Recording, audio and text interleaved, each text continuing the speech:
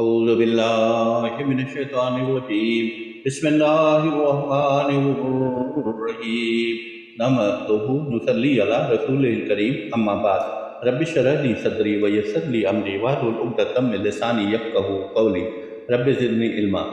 سامعین اکرام، سورہ عادیات کا تعارف، اس کی تلاوت اور ترجمہ پیش خدمت ہے۔ ترتیب کے لحاظ سے یہ 100 نمبر پر ہے۔ یہ مکی صورت ہے جس میں 11 آیات اور 1 رکوع ہے۔ پہلے ہی لفظ عادیات کو اس کا نام قرار دیا گیا ہے، جس کے معنی ہے سر پر دوڑتے ہوئے والے گھوڑے۔ اس کا مقصود لوگوں کو یہ سمجھانا ہے کہ انسان آخرت کا منکر یا اس سے غافل ہو کر کیسی اخلاقی پستی میں گر جاتا ہے، اور ساتھ ساتھ لوگوں کو اس بات سے خبردار بھی کرنا ہے کہ آخرت میں صرف ان کے ظاہری افعال ہی کی نہیں بلکہ ان کے دلوں میں چھپے ہوئے اسرار تک کی جانچ پڑتال ہوگی۔ اس مقصد کے لیے عرب میں پھیلی ہوئی اس عام بدامنی کو دلیل کے طور پر پیش کیا گیا ہے جس سے سارا ملک تنگ آیا ہوا تھا۔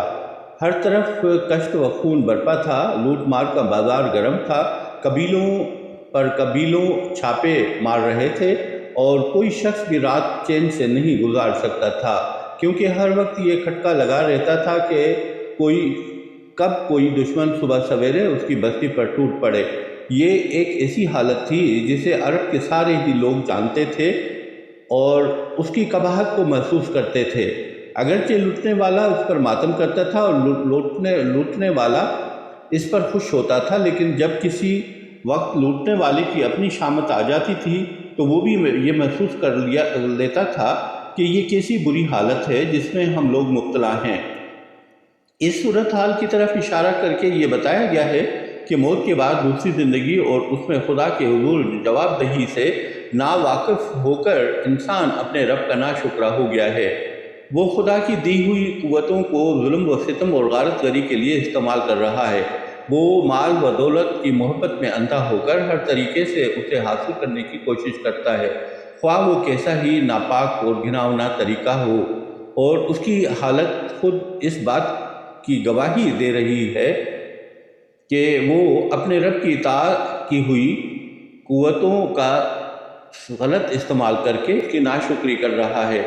اس کی یہ روش ہرگز نہ ہوتی اگر وہ اس وقت کو جانتا ہوتا جب قبروں سے زندہ ہو کر اٹھنا ہوگا، اور جب وہ ارادے اور وہ اغراض و مقاصد تک دلوں سے نکال کر سامنے رکھ دیے جائیں گے جن کی تحریک سے اس نے دنیا میں طرح طرح کے کام کیے تھے۔ اس وقت انسانوں کے رب کو خوب معلوم ہوگا کہ کون کیا کر کے آیا ہے اور کس کے ساتھ کیا برتاؤ کیا جانا چاہیے۔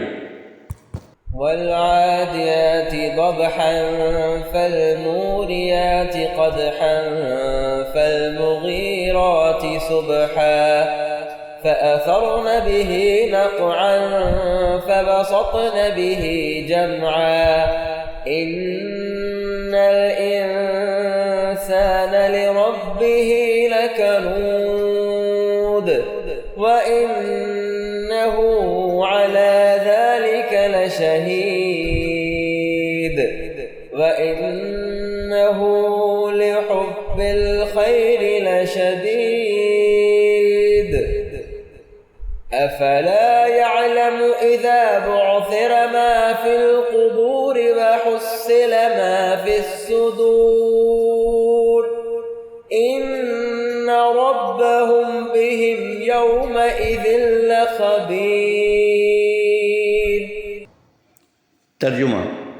سر پر دوڑتے ہانپتے گھوڑوں کی قسم، پھر سم مار کر چنگاریاں نکالنے والوں کی، پھر صبح کے وقت حملہ کرنے والوں کی، پھر اس وقت وہ گرد و غبار اڑاتے ہیں، پھر اس وقت وہ دشمن کی جماعت کے درمیان گھل جاتے ہیں۔